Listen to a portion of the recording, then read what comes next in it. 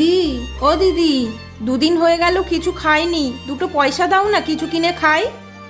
মা আমি একটু আসছি, দাঁড়াও। এই নাও আন্টি, এটা তুমি খাও। ওরে বাবা রে সোনা, তুমি অনেক বড় হও, মানুষের মতো মানুষ হও। সোনা বাবা, চলো চলো। এ বাবা, বাবা চেনটা কোথায় গেল? মা আমি তো জানি না। জানিস না?